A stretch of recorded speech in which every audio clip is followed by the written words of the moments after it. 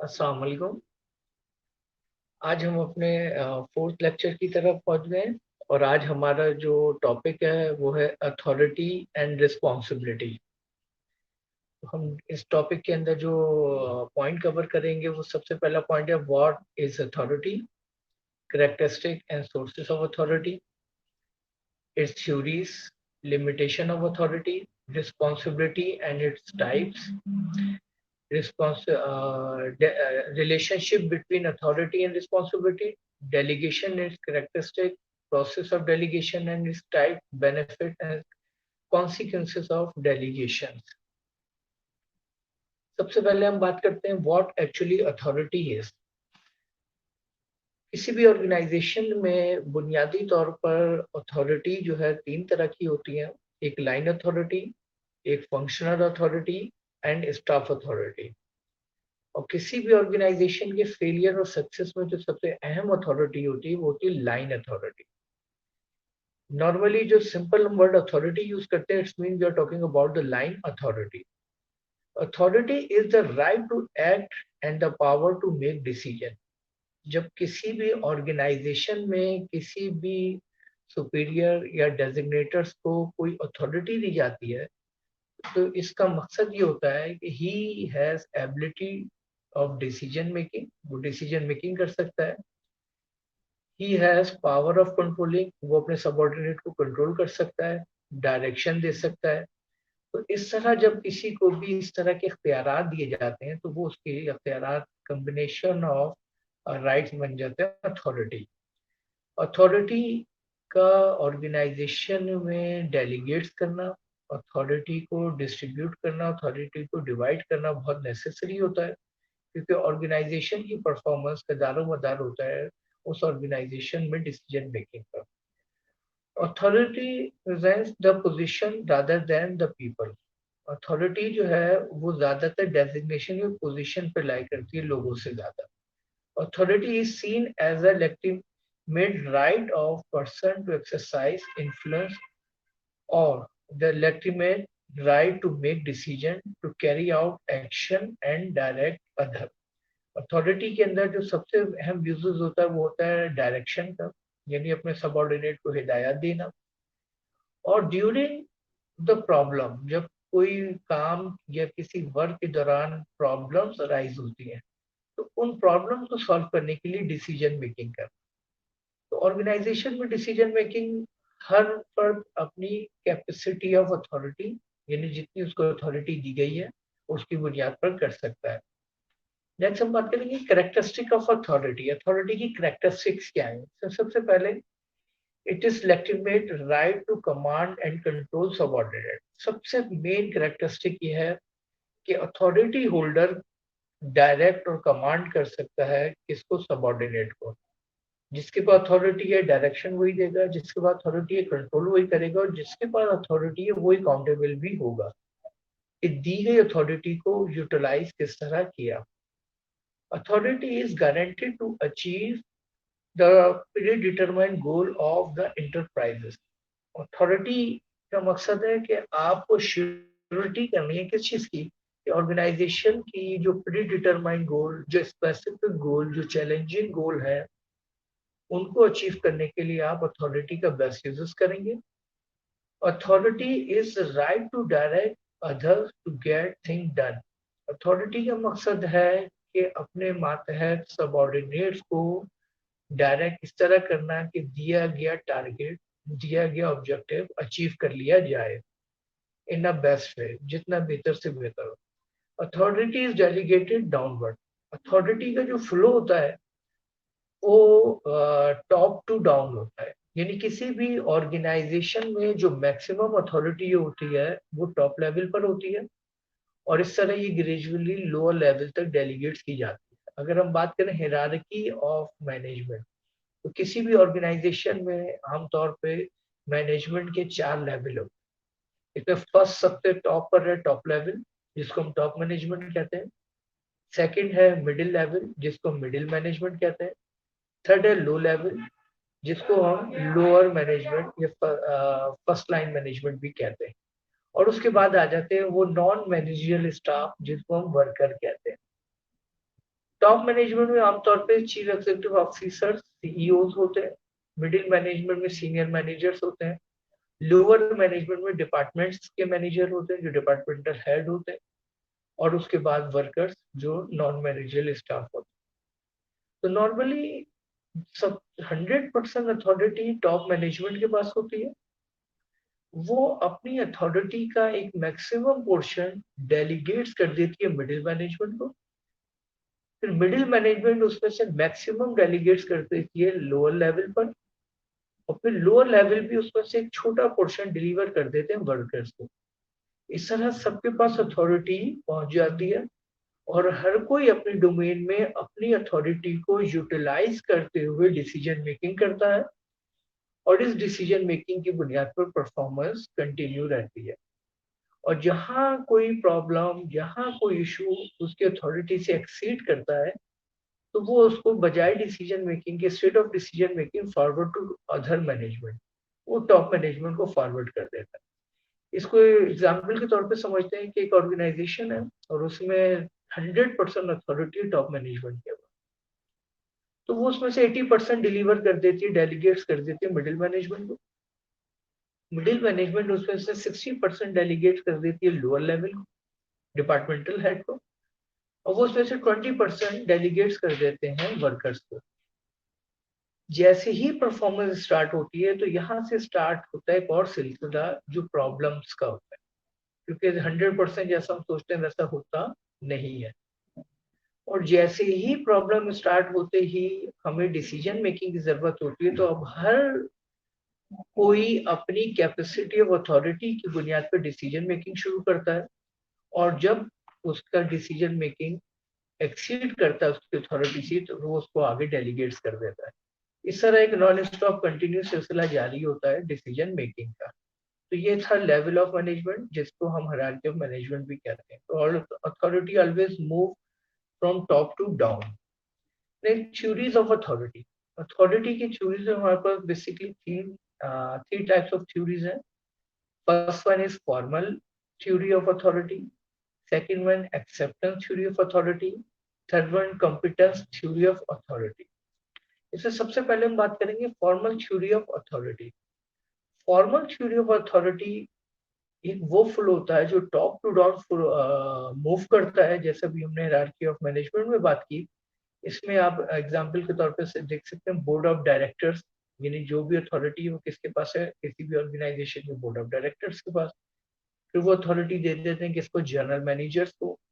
General manager किसको दे देते हैं, सेल्स मैनेजर्स को। सेल्स मैनेजर दे देते हैं सेल रिप्रेजेंटेटिव को, और इस तरह अथॉरिटी वर्कर तक पहुंच जाती है। ये आमतौर पर टाइप्स ऑफ लाइन अथॉरिटी भी कहलाती है। तो ये जो अथॉरिटी है ये बहुत ही फॉर्मल फॉर्म होती है, और इस अथॉरिटी के जरिए हर सबऑर्डिनेट अपने मैनेजर की डायरेक्शन को एक्सेप्ट भी करता है, और वो अपने सुपीरियर का अकाउंटेबल भी होता है। और इस तरह डिसिप्लिन की इन्वायरमेंट क्रिएट होती है किसी भी ऑर्गेनाइजेशन में। और इस तरह वो ऑर्गेनाइजेशन जहाँ थाउजेंड ऑफ वर्कर काम कर रहे होते हैं, वहां भी बहुत ही पीसफुली और डिसिप्लिन के साथ परफॉर्मेंस को एग्जीक्यूट किया जाता है। सेकंड है acceptance theory of authority. Theory क्या ये कॉन्सेप्ट हमें बताता है कि अथॉरिटी डेलीगेट्स करना सिर्फ काफी नहीं है, बल्कि अथॉरिटी का एक्सेप्ट होना भी बहुत जरूरी है। यानी हमने एक मैनेजर को अथॉरिटी दी, उसने अथॉरिटी को रिसीव किया, लेकिन ये अथॉरिटी कब सक्सेसफुल होगी, ये अथॉरिटी उस वक्त तक सक्सेसफुल नहीं हो सकती जब तक कि सबऑर्डिनेट उस अथॉरिटी को एक्सेप्ट न कर ले। अगर सबऑर्डिनेट ने उस अथॉरिटी को एक्सेप्ट नहीं किया, तो वो मैनेजर कभी भी सही तरीके से ना डायरेक्शन दे सकता है, ना कंट्रोलिंग कर सकता है, और ना डिसीजन मेकिंग कर सकता है। तो यहाँ पे रिलेशनशिप की बात है कि वो रिलेशनशिप किस नौइयत का है, सुपीरियर और सबऑर्डिनेट के दरमियान। आया सबऑर्डिनेट अपने मैनेजर की अथॉरिटी को एक्सेप्ट कर रहा है या नहीं। अगर वो एक्सेप्ट कर रहा है तो एक पॉजिटिव रिलेशनशिप डेवलप होगा, और परफॉर्मेंस स्मूथ होगी, गोल्स एंड टारगेट अचीव होंगे। और अगर वो उस अथॉरिटी को एक्सेप्ट नहीं कर रहा, तो ऐसे में जो है कॉन्फ्लिक्ट्स होंगे, आर्ग्यूमेंट्स होंगी, इश्यूज होंगे, और कभी भी ऑर्गेनाइजेशन अपने गोल्स एंड ऑब्जेक्टिव को अचीव नहीं कर सकती। इसे कहते हैं एक्सेप्टेंस अथॉरिटी। नेक्स्ट है कॉम्पिटेंस थ्योरी ऑफ अथॉरिटी। ये थ्योरी ऑफ अथॉरिटी कहती है कि अक्सर कुछ लोग ऐसे होते हैं जो बज़ाहिर कोई पोजीशन तो नहीं रखते, लेकिन वो अपनी कॉम्पिटेंसीज, अपनी स्किल्स, अपनी एबिलिटीज, अपने एक्सपीरियंस, अपने तमाम क्वालिटीज की बुनियाद पे दीगर लोगों पर इन्फ्लुएंस रखते हैं। और ये इन्फ्लुएंस वो होता है जिसकी बुनियाद पे वो एक डायरेक्टर भी बन जाते हैं, वो कंट्रोलर भी बन जाते हैं, वो डिसीजन मेकर भी बन जाते हैं। तो जब कोई फर्द और जब कोई शख्स बगैर पोजीशन के अथॉरिटी एक्सेप्ट करवाता है, तो ये कहलाती है कॉम्पिटेंस अथॉरिटी। यानी सबऑर्डिनेट एक्सेप्ट कर ले कि जो हमारे दरमियान एक फर्द है, ये हम सबसे ज्यादा कॉम्पिटेंट है, हमसे ज्यादा एक्सपीरियंस है, और ये हमारी अच्छी रहनुमाई कर सकता है। तो ये हमारी थ्योरी कहलाती है competence theory of authority. Next है लिमिट्स ऑफ अथॉरिटी। यहाँ पे बात करेंगे कि अथॉरिटी की लिमिटेशन क्या है। In an organisation the continuum authority decreases the successfully lower level.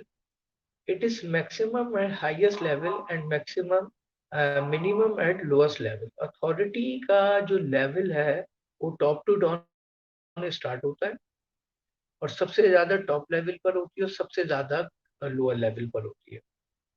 अब ये जो अथॉरिटी ग्रेजुअली इंक्रीज से डिक्रीज हो रही है ड्यूरिंग द डेलीगेशन, तो यहाँ पर बात यह है कि क्या जिसके पास जितनी अथॉरिटी है उसकी रिस्पॉन्सिबिलिटी उतनी ही होगी, या जिसकी अथॉरिटी 50 या 60% है तो उसकी रिस्पॉन्सिबिलिटी 70-80% भी हो सकती है।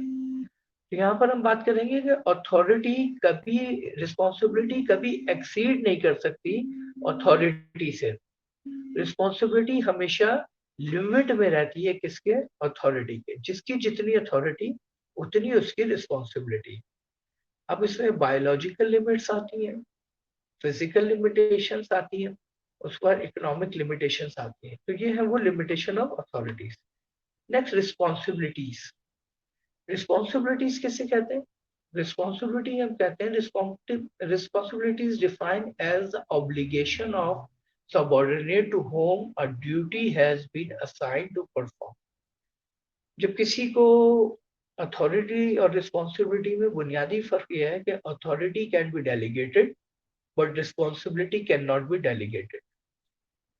अथॉरिटी टॉप मैनेजमेंट अपने लोअर लेवल को दे सकती है, लेकिन रिस्पॉन्सिबिलिटी दी नहीं जाती। रिस्पॉन्सिबिलिटी इटसेल्फ क्रिएट होती है। रिस्पॉन्सिबिलिटी अगर डेलीगेट की जा सकती होती तो आज परफॉर्मेंस को कंट्रोल करना शायद बहुत आसान हो जाता। लेकिन यहाँ प्रॉब्लम ही यह है कि दो फर्द जिनके पास सेम अथॉरिटी है, दोनों की रिस्पॉन्सिबिलिटी सेम नहीं होती। यही वजह है किसी की परफॉर्मेंस ज्यादा, किसी की परफॉर्मेंस कम होती है। तो responsibility can not be delegated, it create itself.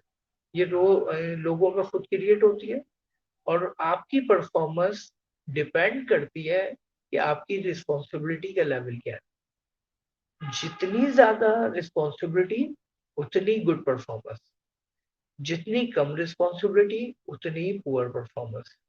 तो responsibility is obligation of subordinate, यानी एक सबऑर्डिनेट की ऑब्लिगेशन होती है टुवर्ड्स वर्क, कि वो काम को किस तरह देखता है, काम को किस तरह अंजाम देता है। अब बात करेंगे हम कैरेक्टरिस्टिक ऑफ रिस्पॉन्सिबिलिटीज। रिस्पॉन्सिबिलिटीज की कैरेक्टरिस्टिक क्या है? First one, responsibility is to assign duty to human being only. Responsibility mean जब हम किसी को कोई ड्यूटी या कोई टारगेट या कोई वर्क असाइन करते हैं किसी इंसान को, तो यहाँ से सिलसिला शुरू होता है किस चीज का, ऑब्लिगेशन ऑफ रियलाइजेशन। यानी वो उसको किस तरीके से देखता है, किस तरीके से परफॉर्म करता है। Responsibility always follow upward from juniors to seniors. Responsibility का जो फ्लो है वो हमेशा डाउन टू टॉप मूव करता है, जूनियर से सीनियर की तरफ जाता है। अथॉरिटी का टॉप टू डाउन होता है, जबकि रिस्पॉन्सिबिलिटी का डाउन टू टॉप जाता है। Next, responsibility is result of duty assign. Responsibility result है किस चीज का, कि किसको क्या ड्यूटी दी गई है, वो किस तरह उसको परफॉर्म कर रहे हैं। Responsibility is the obligation to complete the job as per instruction.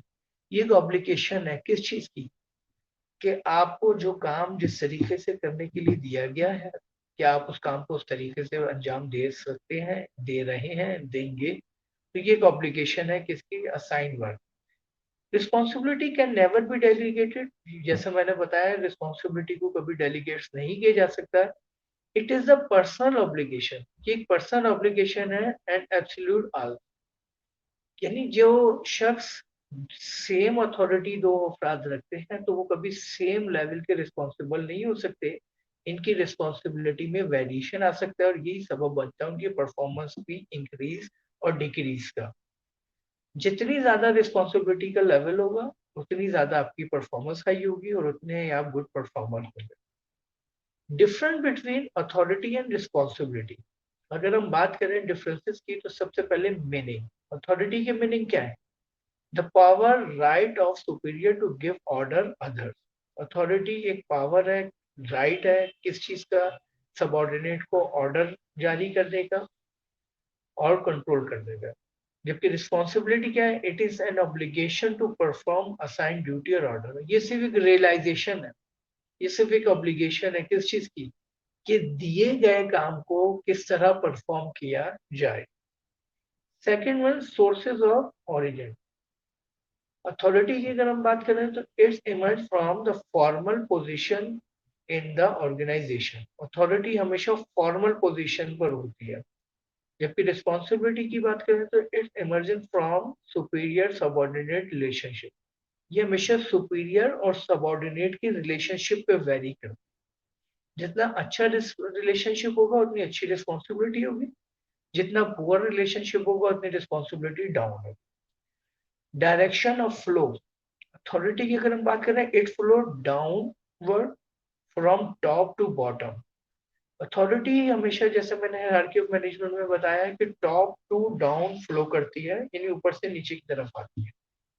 जबकि रिस्पॉन्सिबिलिटी इट फ्लो अपवर्ड, ये डाउन टू टॉप की तरफ जाती है, क्योंकि एक्चुअली जो वर्क परफॉर्म होता है वो लोअर लेवल पर होता है और यहाँ से जो रिस्पॉन्सिबिलिटी का सिलसिला शुरू होता है वो ग्रेजुअली ऊपर की तरफ जाता है। Next, purpose. अथॉरिटी की अगर बात करें it's purpose is to make decision and get the decision execute. Authority का मेन मकसद होता है डिसीजन मेकिंग करना और डिसीजन पे इम्प्लीमेंट करवाना। जबकि responsibility it purpose is to execute the duties assigned by the superior. इसका मेन मकसद होता है कि दिए गए काम को करना, दिए गए टारगेट को स्टार्ट करना, ड्यूटी को परफॉर्म करना। ये सिर्फ रिस्पॉन्सिबिलिटी है। नेक्स्ट हम बात करेंगे अथॉरिटी और रिस्पॉन्सिबिलिटी। इस देख सकते हैं कि authority always move from top to down. Authority का लेवल टॉप मैनेजमेंट से, टॉप लेवल से शुरू होता है, ग्रेजुअली लोअर लेवल तक आता है, और रिस्पॉन्सिबिलिटी लोअर लेवल से टॉप लेवल की तरफ जाती है। और अथॉरिटी तीन टर्म मैनेजमेंट की बड़ी अहम है। First authority, second responsibility, third accountability. और ये तीनों का परफॉर्मेंस पे इन्फ्लुएंस सबसे ज्यादा होता है। जिन ऑर्गेनाइजेशन में अथॉरिटी, अकाउंटेबिलिटी और रिस्पॉन्सिबिलिटी परफेक्ट होती है वहां की परफॉर्मेंस भी बेस्ट होती है। और जहाँ पे इन तीनों में से कोई एक एरिया वीक होता है वहां पर परफॉर्मेंस कभी बेहतर नहीं होती। अथॉरिटी की हम बात कर चुके हैं। अथॉरिटी किसे कहते हैं, ability to take decision. Responsibility, obligation of work, किसी काम को करने की ऑब्लिगेशन।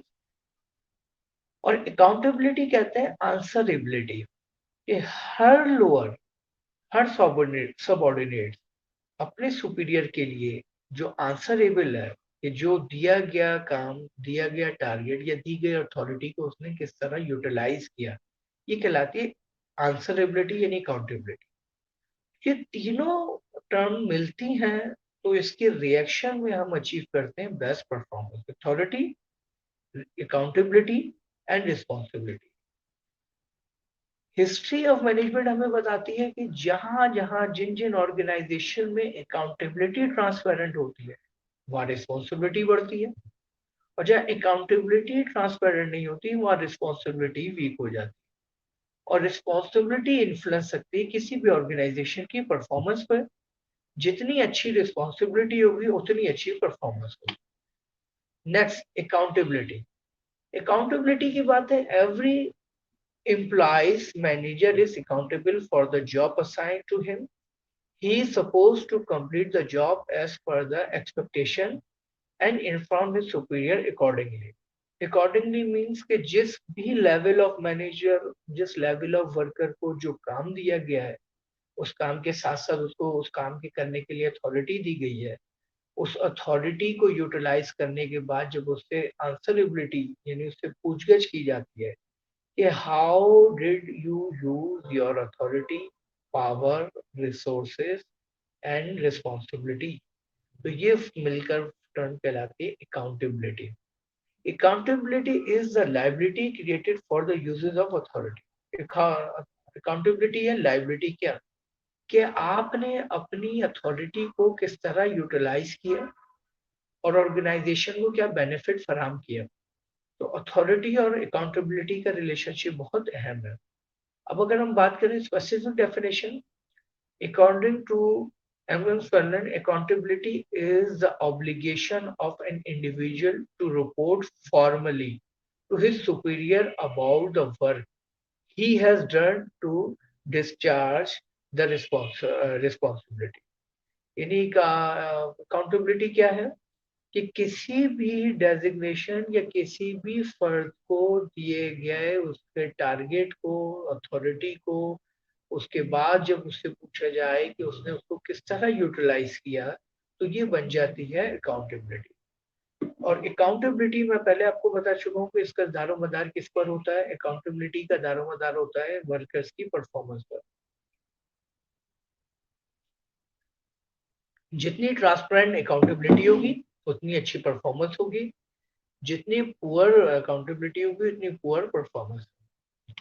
नेक्स्ट बात करते हैं different between responsibility and accountability. अब हम जरा अकाउंटेबिलिटी और रिस्पॉन्सिबिलिटी का डिफरेंस कर लेते हैं। मीनिंग, अगर हम बात करें मीनिंग की, तो रिस्पॉन्सिबिलिटी की क्या मीनिंग है? It is an obligation by an employee to perform certain duties और to make sure that they are completed. Responsibility क्या है? ये ऑब्लिगेशन है। क्या ऑब्लिगेशन है? कि एक एम्प्लॉय अपने काम को किस तरह परफॉर्म करता है, उसको किस तरह सीरियस लेता है। अगर अकाउंटेबिलिटी की बात करें तो it is the obligation created by accepting duties and responsibilities from the higher manager.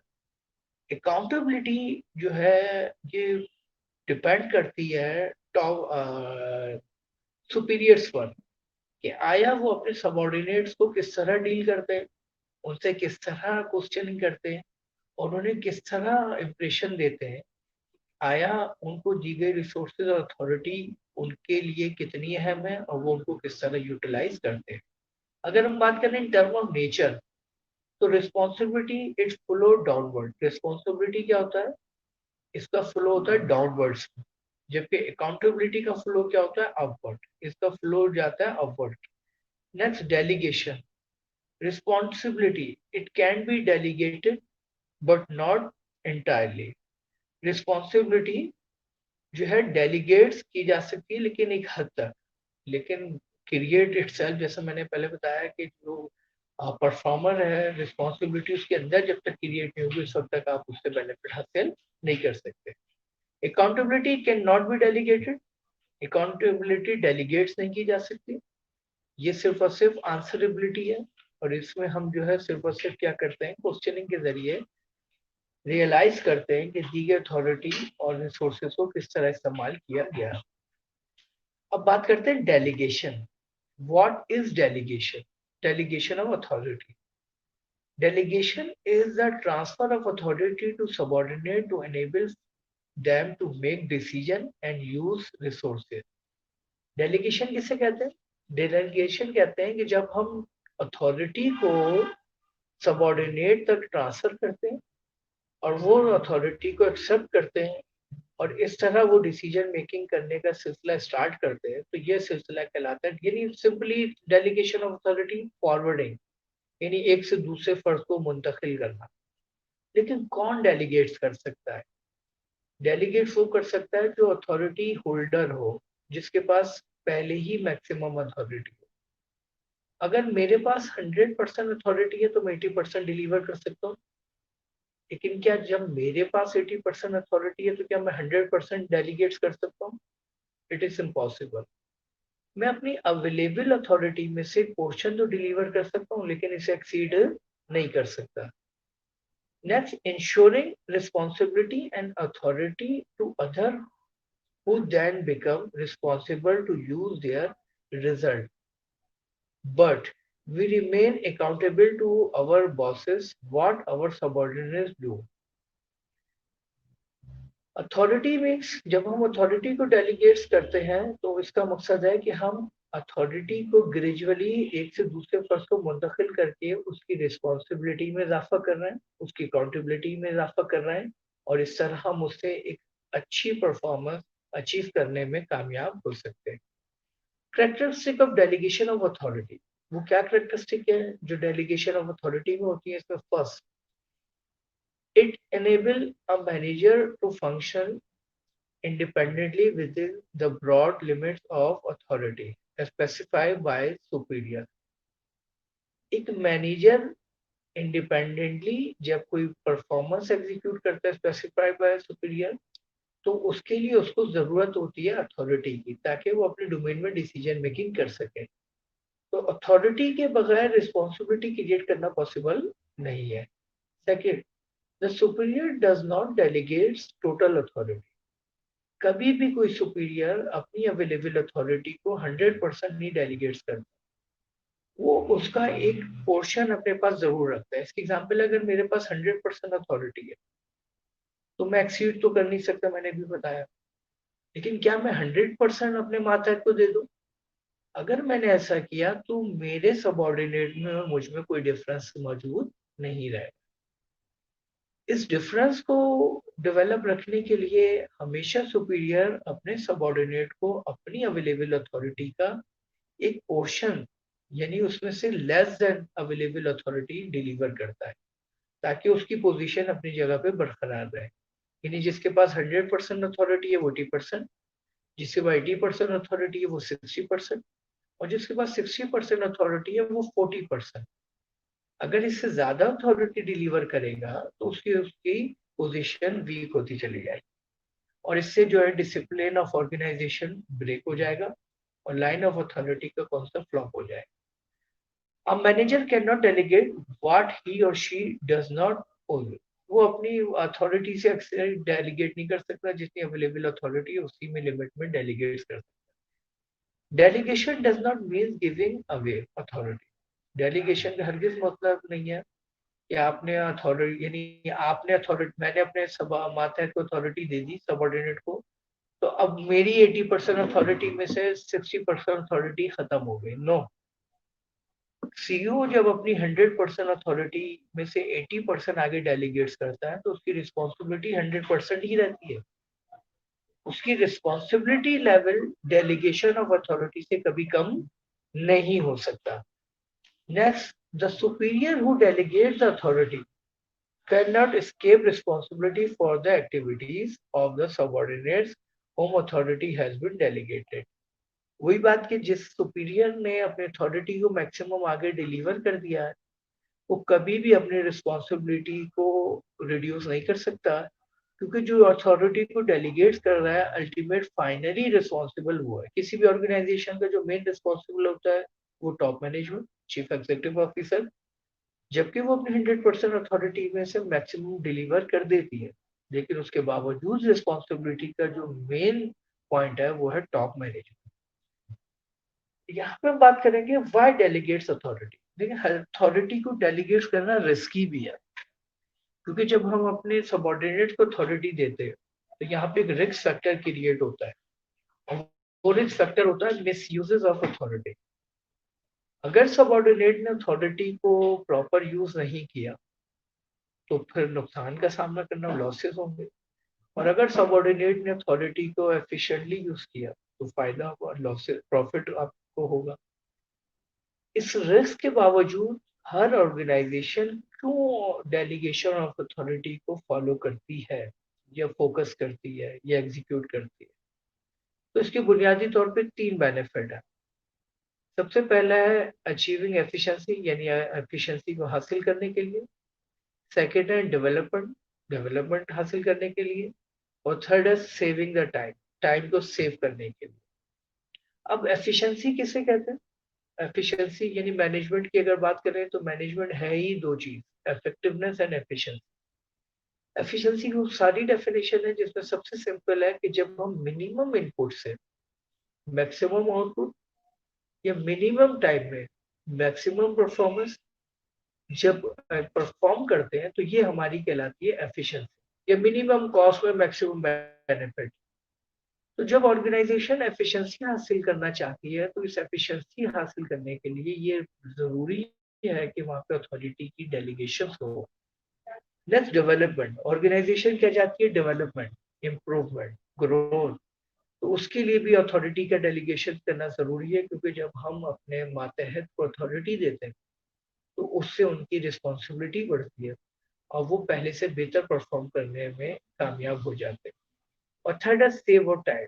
Organisation में दो तरह के डिसीजन मेकिंग होती है। एक डिसीजन मेकिंग होती है जिसमें आपके पास अवेलेबल सफिशिएंट टाइम होता है डिसीजन मेकिंग के लिए। एक वो वैरायटी ऑफ डिसीजन होती है जिसमें आपके पास टाइम बहुत कम होता है। यानी अगर सही डिसीजन लेट लिया तो उस लेट डिसीजन का कोई फायदा नहीं है, क्योंकि लॉस हो गया। तो इसका मतलब टाइम बढ़ा है हमें। ऐसे में जब हम अथॉरिटी को ग्रेजुअली लोअर लेवल पर डेलीगेट्स करते हैं तो हमारी डिसीजन मेकिंग स्मूथ होती है, डिसीजन मेकिंग फेवरेबल होती है, और हम सही डिसीजन को सही वक्त पर लेने में कामयाब हो जाते हैं। और इसी तरह हर सबऑर्डिनेट अपनी एक्टिविटी में बेहतर वे में एंगेज हो जाता है। अब उसके बाद हम बात करेंगे नोइंग व्हेन टू डेलीगेट्स, हमें कब अथॉरिटी को डेलीगेट्स करना चाहिए। सबसे पहला पॉइंट है when the task offer valuable training to an employees, जब किसी एम्प्लॉइज को कोई टास्क दिया जाए और उसको ट्रेनिंग भी उसके साथ साथ दी जाए।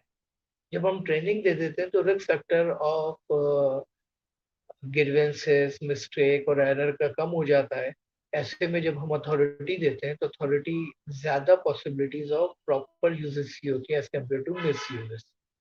Second, when an employee has more knowledge और experience related to the task then you, जब आपको पता हो कि जिसको जो टास्क दिया जा रहा है वो उस टास्क को परफॉर्म करने की सबसे ज्यादा नॉलेज भी रखता है, एक्सपीरियंस भी रखता है, इसका मतलब है अथॉरिटी के मिस यूज होने की पॉसिबिलिटीज कम है और प्रॉपर यूज होने की पॉसिबिलिटीज ज्यादा है। When the task is recurring and all the employees should be prepared or trained, जब तमाम एम्प्लॉय टास्क को परफॉर्म करने के लिए मेंटली और फिजिकली रेडी हो, तैयार हो और उन्होंने उसको एक्सेप्ट कर लिया हो, तो ऐसे में क्या होता है कि अथॉरिटी डेलीगेट करना डेंजर साबित नहीं होता। नेक्स्ट है when the task is of low priority and you have high priority, tasks that require you immediate attention। यानी दो तरह की priority है। priority when the task is of low priority, task की जो priority है वो कम है एंड आपकी priority ज्यादा है। तो इसका मकसद है कि टास्क की priority कम और आपकी priority ज्यादा, यानी आपके attention towards good work ज्यादा है। तो ऐसे में जब आप अथॉरिटी को डेलीगेट्स करते हैं तो डेलीगेशन ऑफ अथॉरिटी से डिजायर्ड रिजल्ट अचीव किए जा सकते हैं। नेक्स्ट, व्हाट टू डेलीगेट्स, हमें क्या डेलीगेट्स करना चाहिए। Things subordinate can do better, क्या सबऑर्डिनेट डेलीगेशन ऑफ अथॉरिटी से बेहतर परफॉर्म कर सकता है। Things subordinate need to do for growth, क्या डेलीगेशन और सबऑर्डिनेट की ग्रोथ में हम रोल प्ले करती है। ऑपरेशनल वर्क, जितने भी ऑपरेशनल वर्क है वहां पर अथॉरिटी का डेलीगेट करना जरूरी है। Things for which you don't have time, और जब आपको पता हो बीइंग ए सुपीरियर आपके पास इतना टाइम अवेलेबल नहीं है कि आप कंटिन्यूसली अपने सबऑर्डिनेट के साथ ड्यूरिंग द परफॉर्मेंस इंगेज हो सके, तो ऐसे में डेलीगेट्स ऑफ अथॉरिटी करना बहुत जरूरी है। अगर आप डेलीगेशन ऑफ अथॉरिटी नहीं करेंगे तो performance non stop going on नहीं रह सकेगी, स्टॉप हो जाएगी। Next, why don't to delegates, हमें कब अथॉरिटी को डेलीगेट्स नहीं करना चाहिए? What you yourself is not able to do, जब आप कोई काम खुद करने के काबिल नहीं होते। Work your subordinates can not perform efficiently, जब आपके work your subordinate can not perform efficiently. Management decision, personal accountability, जब आप पर्सनल अकाउंटेबिलिटी रखना चाहते हैं, डिसीजन मेकिंग सारी अपने पास खुद रखना चाहते हैं, और जब आपको पता हो कि आपके सबऑर्डिनेट बेहतर परफॉर्म नहीं कर सकेंगे, तो ऐसे में आपको कभी भी अथॉरिटी डेलीगेट्स नहीं करनी चाहिए, क्योंकि ऐसे में अथॉरिटी के प्रॉपर यूज से ज्यादा मिसयूज की पॉसिबिलिटीज बढ़ जाती है। नेक्स्ट टॉपिक में इंशाल्लाह मैं आपके सामने डिस्कस करूंगा टॉपिक सेंट्रलाइज और डिसेंट्रलाइज अथॉरिटी की। तो उसमें हम यही बात करेंगे कि कौन सी ऑर्गेनाइजेशन है जो अथॉरिटी को ज्यादा डिलीवर करती है, डेलीगेट्स करती है, कौन सी ऑर्गेनाइजेशन होती है जो अथॉरिटी को डेलीगेट्स नहीं करती। डेलीगेशन प्रोसेस, वो कौन सा प्रोसेस है जिसके जरिए हम अथॉरिटी को डेलीगेट्स करते हैं? सबसे first, determine what to delegate, सबसे पहले ये फैसला करना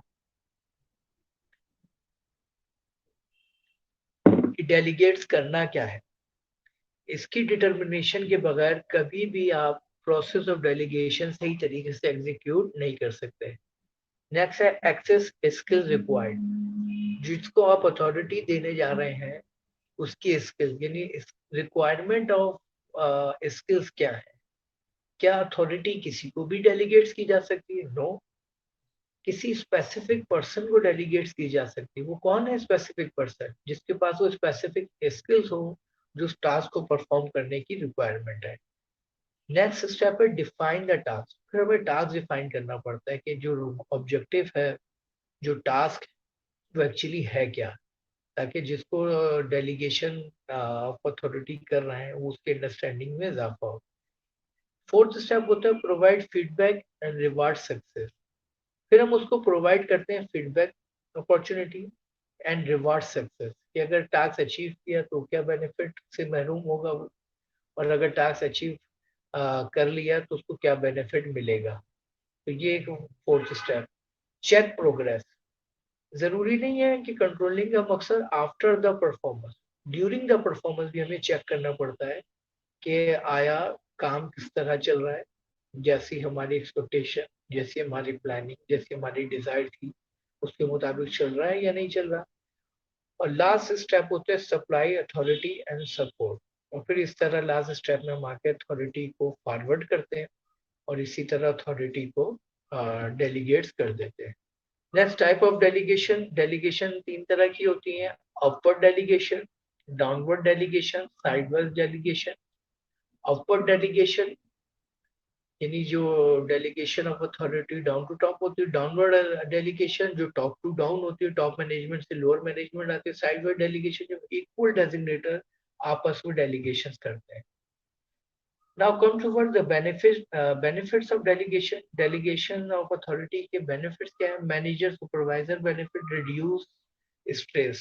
Authority को delegates करने से सुपीरियर और सबॉर्डिनेट दोनों का स्ट्रेस रिड्यूस हो जाता है और दोनों अपनी पोटेंशियल को सही तरह इस्तेमाल करते हैं। इम्प्रूव टाइम मैनेजमेंट, और टाइम मैनेजमेंट इम्प्रूव होती है। हर टाइम, इस दुनिया में कोई भी काम टाइमलेस नहीं है, किसी भी काम को करने के लिए हम पहले उसका टाइम फ्रेम डिटरमाइन करते हैं, और ये जो टाइम फ्रेम होता है ये उस काम को करने का मैक्सिमम होता है, यानी अगर आप मिनिमम में कर लें तो बेस्ट, अगर उस टाइम फ्रेम तयशुदा वक्त में करेंगे तो गुड, और अगर उस टाइम से ज्यादा में करेंगे तो बैड।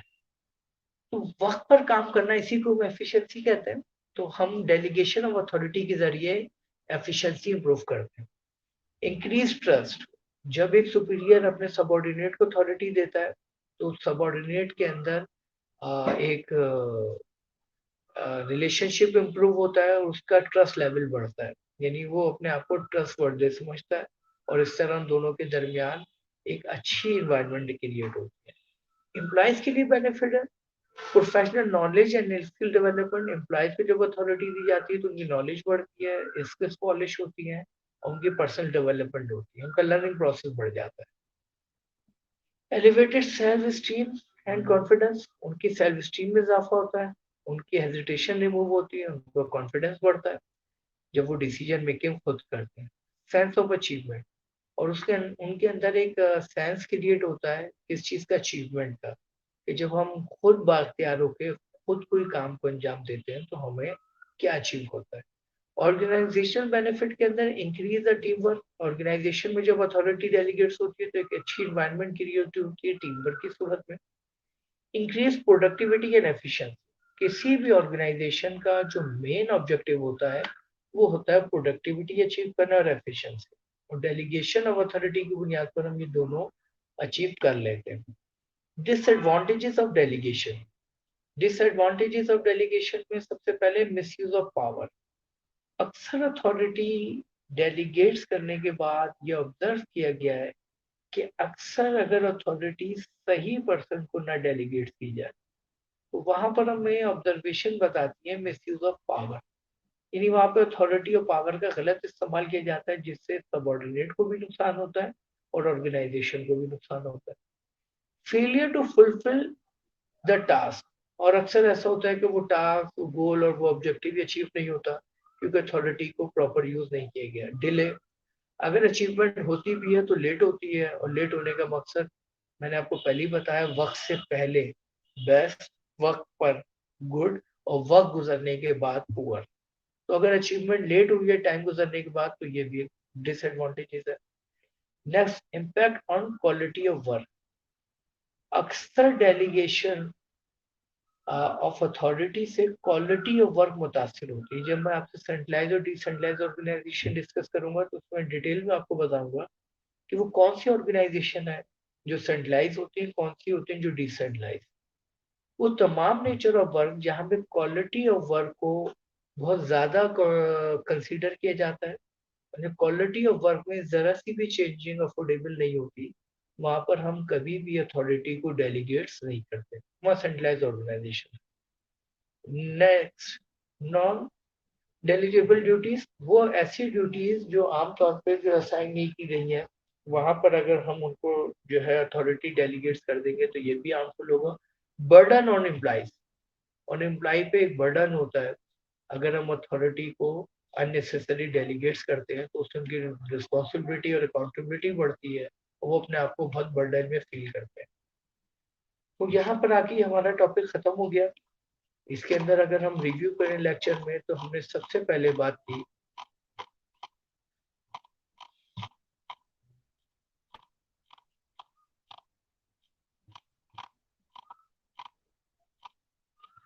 हमने अपने लेक्चर में सबसे पहले बात की अथॉरिटी की, definition of authority. Next, characteristic of authority, authority is delegated downward, hierarchy of management, theories of authority, उसके बाद formal authorities, acceptance authority, competence authority, limits of authority, responsibility, characteristic of responsibility, difference between authority and responsibility, authority और responsibility के flow top to down, down to top, accountability, definition, difference between responsibility and accountability, और फिर हमने detail में discuss किया delegation, जैसा कि आपको नजर आ रहा है कि एक पर से दूसरे पर को डेलीगेट्स करना।